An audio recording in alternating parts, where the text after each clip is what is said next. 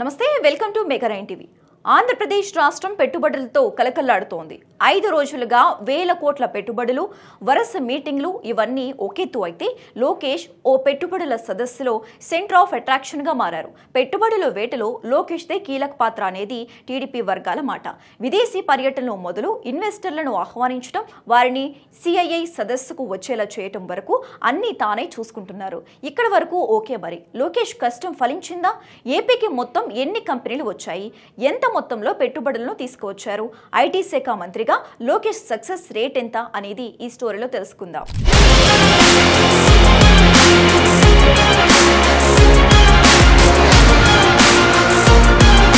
ఆంధ్రప్రదేశ్ రాష్ట్రంలో కూటమి సర్కార్ ఏర్పడి ఏడాది దాటకుండానే పెట్టుబడుల వేటను మొదలుపెట్టారు.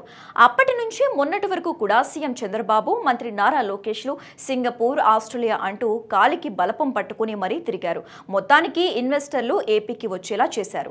వారికి రాక మరియు ఒప్పందాల కోసం కూటమి సర్కార్ సిఐఐ సదస్సును ఏర్పాటు చేసింది. అయితే ఇది 30వ సిఐఐ సదస్సు కావడం విశేషం. ఈ సదస్సు నవంబర్ 14న విశాఖలోని ఏయూ ఇంజనీరింగ్ కళాశాల మైదానంలో అట్టహాసంగా ప్రారంభమైంది.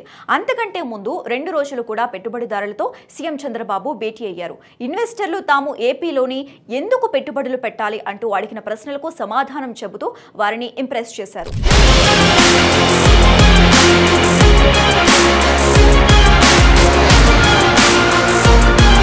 ఇదే క్రమంలో సిఐఐ సదస్సుకు ముందే పెట్టుబడులను ప్రభుత్వం ప్రకటించింది. Green energy, IT, electronic, automobiles, space, defence, tourism రంగాల్లో 9.8 లక్షల కోట్ల రూపాయలకు 410 ఎంఓయూలు ఆమోదం అవుతాయని ఐటీ మంత్రి నారా లోకేష్ ప్రకటించడం జరిగింది. అయితే గూగుల్ విశాఖలో అమెరికా వెలుపల అతిపెద్ద ఏఐ డేటా సెంటర్ ఏర్పాటుకు $15 బిలియన్, ఇది సుమారు 1.25 లక్షల కోట్ల రూపాయలు ఉంటుంది. ఇది ఏపీని ఏఐ హబ్ గా మారుస్తుంది. ఆర్సెలర్ మిటల్ అనే మరో కంపెనీ 1.5 లక్షల కోట్ల రూపాయలతో స్టీల్ ప్లాంట్, ఇక్కడే విశాఖ స్టీల్ ప్లాంట్ పునరుజ్జీవానికి కూడా సహకారం అందుతుంది. ఇకపోతే రివ్యూ ఎనర్జీ గ్లోబల్ కంపెనీ 60,000 కోట్ల రూపాయలతో మల్టిపుల్ గ్రీన్ ఎనర్జీ ప్రాజెక్టులు చేపట్టబోతోంది. గతంలో ప్రకటించిన 22,000 కోట్లను కూడా జత చేసి మొత్తం 82,000 కోట్ల రూపాయలను ప్రకటించింది.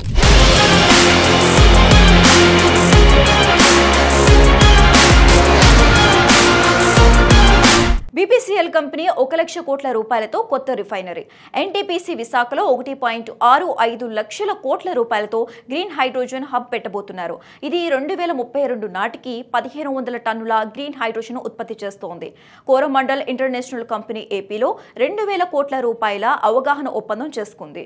టీసీఎస్, కార్నిజెంట్ అలాగే కంపెనీలు ఐటీ మ్యానుఫ్యాక్చరింగ్ లో పెట్టుబడులు పెడుతున్నాయి. ఇవి కాకుండానే హబ్రెట్ పోర్చ్ కంపెనీ అధినేత అమిత్ కళ్యాణితో సమావేశాలు, KEF holdings, infra health care, LG electronics, LS group, south Korea డెలిగేషన్లతో సమావేశాలు జరిగాయి. అయితే ఈ సదస్సులో 45 దేశాల నుంచి 300 మంది గ్లోబల్ డెలిగేట్లు, G20 దేశాల నుంచి టాప్ సీఈఓలు పాల్గొన్నారు. అయితే ఈ సదస్సులో విశాఖను గ్లోబల్ ట్రేడ్ గేట్వేగా, అమరావతిని సస్టైనబుల్ అర్బన్ హబ్ గా ప్రదర్శించింది ఏపీ సర్కార్. ఇక్కడ ఏపీ ప్రభుత్వం పెట్టుబడిదారులకు స్పీడ్ ఆఫ్ డూయింగ్ బిజినెస్ మోడల్తో అనుకూల వాతావరణం కల్పించింది. ముఖ్యమంత్రి చంద్రబాబు నాయుడు ఆదేశాల మేరకు కొన్ని 100 కోట్ల పెండింగ్ ఇండస్ట్రియల్ ఇన్వెస్టివ్స్ విడుదల చేశారు. అయితే ఇక క్యాపిటల్ సబ్సిడీల విషయానికి వస్తే సబ్ లార్జ్ మరియు లార్జ్ ప్రాజెక్టులకు 12% FCA అంటే ఫిక్స్డ్ క్యాపిటల్ ఇన్వెస్ట్మెంట్. ఈ సబ్సిడీ 5 నుంచి 7 సంవత్సరాల్లో ఇన్స్టాలేషన్ కు ఉంటుంది. మెగా, అల్ట్రా మరియు మెగా ప్రాజెక్టులకు 15% FCA సబ్సిడీ 10 సంవత్సరాల్లో పూర్తి చేసుకునే అవకాశం ఉంటుంది.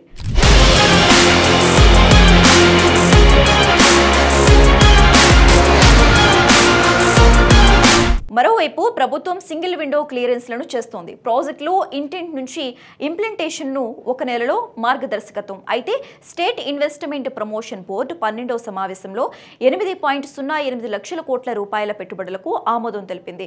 మరోవైపు skill development, plug and play infra, tourism రంగానికి ప్రత్యేక గుర్తింపు, 50,000 హోటల్ రూమ్లు జోడించడమే లక్ష్యంగా పెట్టుకుంది. ఇకపోతే ఎన్టీపీసీ గ్రీన్ హైడ్రోజన్ హబ్ కు ప్రభుత్వం మద్దతు, 1 ట్రిలియన్ గ్లోబల్ పెట్టుబడుల లక్ష్యంగా రాష్ట్ర సర్కార్ అడుగులు వేసింది. ఈ సహకారాలు రాష్ట్రాన్ని ఈజ్ ఆఫ్ డూయింగ్ బిజినెస్ లో భారతదేశంలో నెంబర్ 1 గా నిలపాలని ప్రభుత్వం భావిస్తోంది.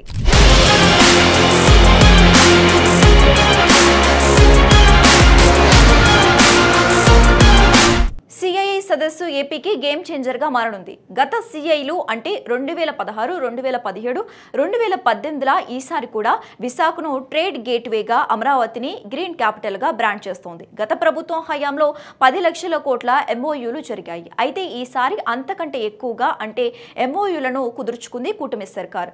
అధికారంలోకి వచ్చిన కేవలం 16 నెలల్లోనే ఈ తరహా పెట్టుబడులను తీసుకురావటం అంత సులువు కాదని పలువురు ఆర్థికవేత్తలు అంటున్నారు. ఏపీ దేనికి పనికిరాదు అనుకున్నారు. అది తప్పు అని చంద్రబాబు సర్కార్ నిరూపించింది. ఓవైపు అభివృద్ధి అందిస్తూనే మరోవైపు పెట్టుబడుల సదస్సును నిర్వహించింది. రాష్ట్రాన్ని ఆర్థికంగా మరింత బలోపేతం చేస్తోంది.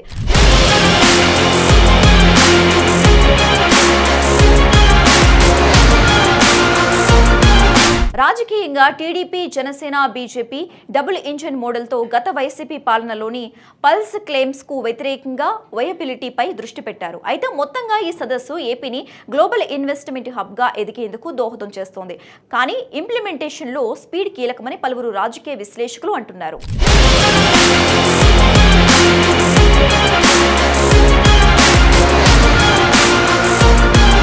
మొత్తంగా ఈ సదస్సు విజయవంతంగా పూర్తయింది. ఇందులో క్రెడిట్ మాత్రం లోకేష్ దే అన్నది మెజారిటీ వర్గం అంటున్న మాట.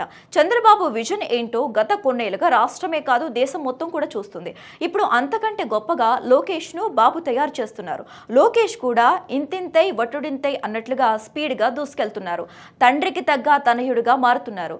ఇదే స్పీడ్ కంటిన్యూ చేస్తే కనుక ఐటీ శాఖ మంత్రిగానే కాదు ఒక మంచి నాయకుడిగా సరికొత్త రికార్డును క్రియేట్ చేస్తాడు అనడంలో ఎలాంటి సందేహం లేదు.